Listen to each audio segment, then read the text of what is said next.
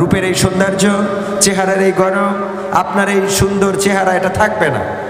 যদি শুধুমাত্র ক্যান্সার হয়, শুধুমাত্র ক্যান্সার হয়, তাহলে আপনি সুস্থ হওয়ার আগেই নিজেই অসুস্থ হয়ে যাবেন, আপনার সব সৌন্দর্য নষ্ট হয়ে যাবে। যদি ক্যান্সারে মারা নাও যান, শুধুমাত্র দুশ্চিন্তায় আপনি শেষ হয়ে যাবেন। আমার স্ত্রীর সিক্রেট বিষয় যে একটা গুটি হয়েছে, গত 2 দিন আগে আমাকে বলতেছে আমি ভয় পাচ্ছি। গতকালকে দুপুরবেলা বললাম আমি আছি, ভয়ের তো কিছু নাই। ও কান্না করা শুরু করে দিল, মনে করেই নিচ্ছে হয়তো বড় ধরনের কোনো রোগ হয়ে বসতে পারে। আমি বললাম যে আল্লাহ তো আছেন, মৃত্যু যতক্ষণ পর্যন্ত সময় না হবে আল্লাহ ততক্ষণ পর্যন্ত মৃত্যুর ফেরেশতা আমাদের মাথার কাছে পাঠাবে না। আমি বললাম কত অসুস্থ মানুষ বেঁচে আছে হাসপাতালের বিছানায়, আর কত সুস্থ মানুষ হঠাৎ করে স্ট্রোক করে মারা যায়, অ্যাক্সিডেন্ট করে মারা যায়। সুস্থ মানুষ চায়ের দোকানে বসে আছে, হঠাৎ করে দোকানের চালি থেকে বা বসার বেঞ্চ থেকে পড়ে যেয়ে মারা যায়। বাড়ি থেকে বের হয়েছে সুস্থ মানুষ, লাশ বাড়িতে ফিরে আসে।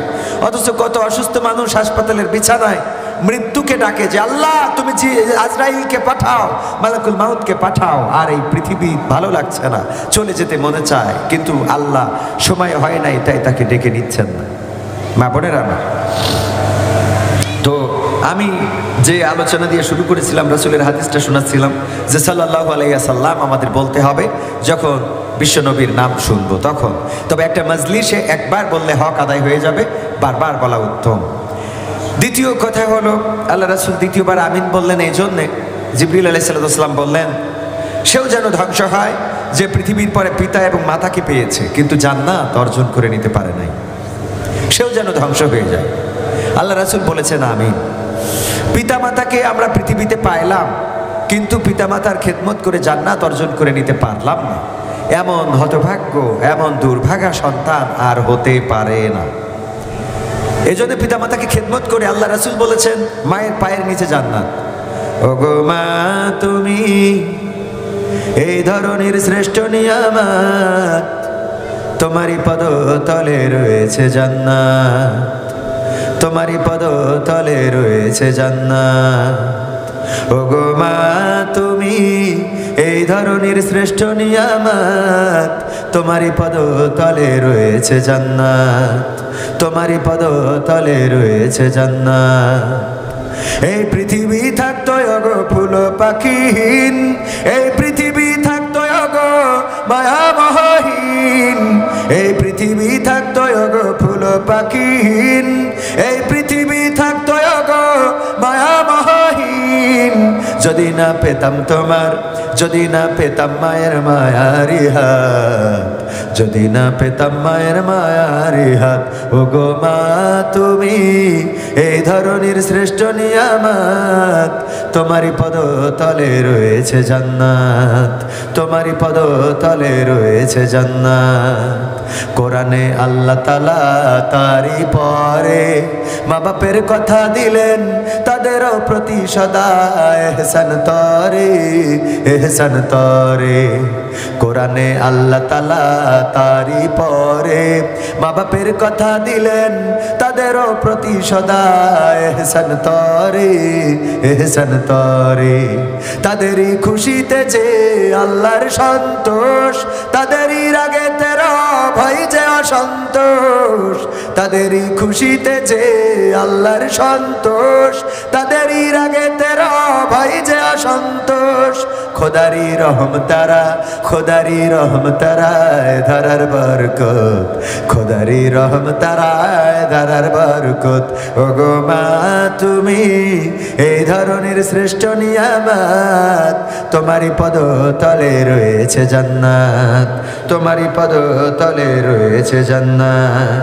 এই পৃথিবী থাকতো ওগো ফুল পাখিহীন, এই পৃথিবী থাকতো ওগো মায়ামহীন, এই পৃথিবী থাকতো ওগো ফুল পাখিহীন, এই পৃথিবী থাকতো ওগো মায়ামহীন।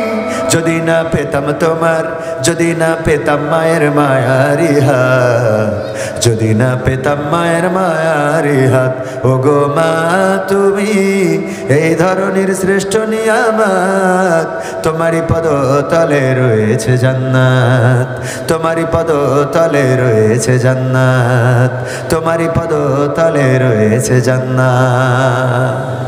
মায়ের পায়ের নিচে জান্নাত। বিশ্ব নবী বললেন সেও যেন ধ্বংস হয়ে যায়, জিবরাইল আলাইহিস সালাম না থাকে, মেয়ে যেন লেখাপড়া ভালো করে করে, মেয়ে যেন পর্দা আল্লাহ রাব্বুল আলামিনের হুকুম যেটা ওয়া করে না ফি বুয়ুতিকুন্না ওয়ালা তাবাররাজনা তাবাররুজাল জাহিলিয়াতিল উলা, ওগো নারীরা তোমরা পর্দার মধ্যে থাকো, জাহিলি যুগের মেয়েদের মতো সাজুগুজু করে নিজেদেরকে প্রদর্শন করে বেড়ায়ও না। এই কথা আল্লাহ রাব্বুল আলামিন বলে দিয়েছেন। অনেক মা বাবাও চান কন্যাদের ব্যাপারে যে তারা যেন এটা মেনে চলে, কিন্তু অনেক কন্যাই চান না যে মা বাবার এই অনুশাসন মেনে চলতে। তসলিমা নাসরিন বলে একজন মেয়ে, আপনারা জানেন যে লেখিকা বাংলাদেশে ছিল, তার পিতামাতা খুবই ইবাদত বন্দেগী করা মানুষ, এবং তসলিমা নাসরিনের লেখায় পড়েছি যে তার পরিবারটাও অনেক ইসলামিক, কিন্তু এই মানুষটারে আল্লাহ জাহেল করে দিয়েছে, এতটাই জাহেল যে পিতামাতার অনুশাসন তো মানেই নাই, ইসলামের অনুশাসন তো অ্যাভয়েড করেছেই, বরং এতটাই নিকৃষ্ট যে সে আল্লাহ বলে কিছু আছে এটা বিশ্বাস করে না, রাসূল সাল্লাল্লাহু আলাইহি সাল্লাম যে আল্লাহর প্রেরিত রাসূল এটা বিশ্বাস করে না, পরকাল ফেরেশতা মালাইকা এগুলোতে বিশ্বাস তো নাই, বরং সে মেয়েদের ব্যাপারে এমন এমন পচা কথাগুলো বলেন যেগুলো কল্পনাতীত। তার বক্তব্য ছিল যে ছেলেরা যদি তারা বাড়ির মাঠ থেকে কাজ সেরে এসে ওপেন খোলামেলা বসে বাতাস খাইতে পারে তো মেয়েদের কেন পারবে না, মেয়েরা কেন তাদের এত আটঘাট করে চলতে হবে, কেন তাদের এত পোশাক পরতে হবে,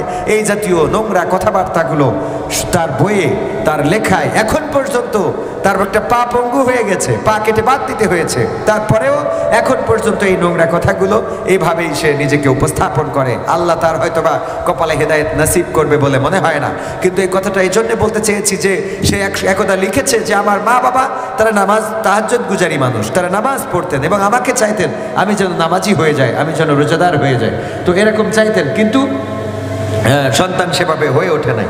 তো পিতামাতা থাকতে আমরা আমাদের অবশ্যই কদর করতে হবে এবং আমরা যেন জান্নাত অর্জন করতে পারি সেই চেষ্টাটা করতে হবে। আল্লাহ রাব্বুল আলামিন আমাদের সেই তৌফিক দান করুন। আর এখানে একটা সঙ্গীত আমি একটু শোনাতে চাই।